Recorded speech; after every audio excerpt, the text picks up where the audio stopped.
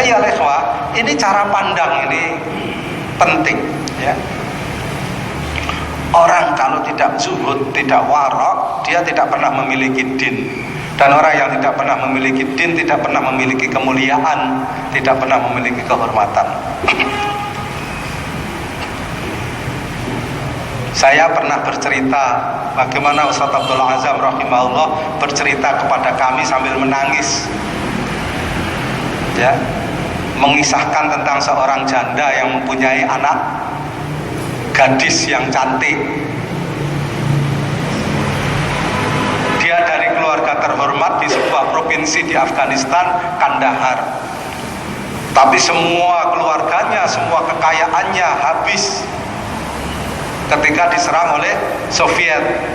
Ya, rumahnya hancur, suaminya meninggal dunia, seluruh keluarganya meninggal dunia. Tinggal ibu dengan anak gadisnya.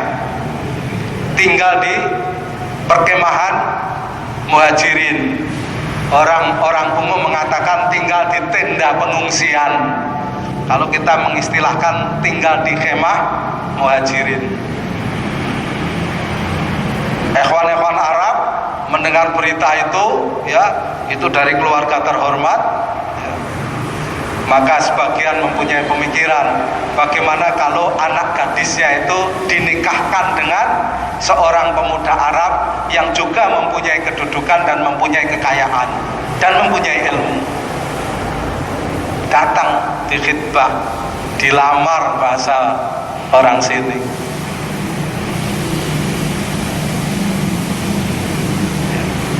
Ibunya itu berhenti lama mendengar lamaran itu. Akhirnya ditolak.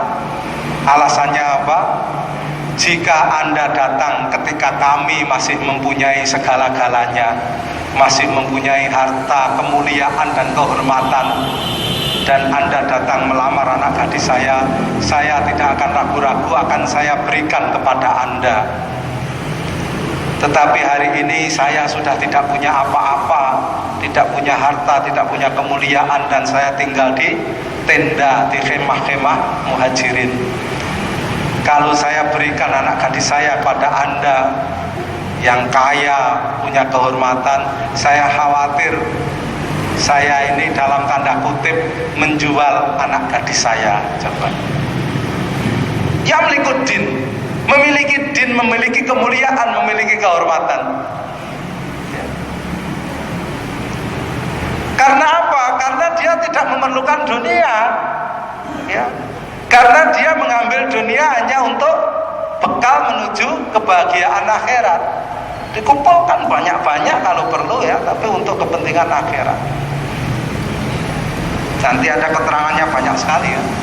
Nah, kemudian yang ketiga ya ikhwah, intinya adalah bahwa seseorang tidak mungkin akan menolong agama, menolong Islam, menegakkan agama, menegakkan Islam kecuali apabila ia melakukan pengorbanan dan tebusan. Ya.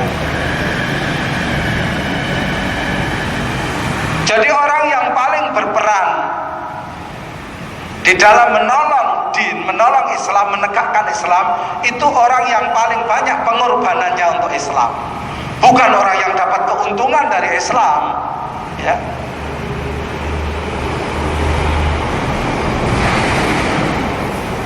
Abu Bakar Siddiq radhiyallahu anhu ketika berbaiat kepada Rasul sallallahu alaihi wasallam, membaca 2 kalimat syahadat, kekayaannya 40.000 dinar. Diperputarkan dalam perniagaan.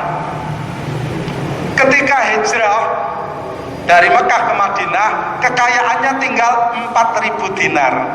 90% habis dibelanjakan untuk berjihad di jalan Allah. Artinya untuk menegakkan dakwah di Mekah 13 tahun. Dari 40.000 dinar, ketika hijrah tinggal 4.000 dinar. Setelah di Mekah, ya, setelah di Madinah, ya ikhwah, sudah tidak betah apa-apa lagi, ya, tidak bekerja lagi, tidak memutarkan perdagangan lagi, karena beliau membantu Rasulullah SAW terus, ya. mengatur bagaimana menata pasukan untuk menghadapi peperangan-peperangan yang dijalani. 10 tahun menjalani peperangan, lebih dari 70 kali peperangan. Itu berarti setahun paling tidak 7 kali perang. Bayangkan. Ya tidak sempat apa-apa orang-orang seperti Abu Bakar Siddiq radhiyallahu anhu.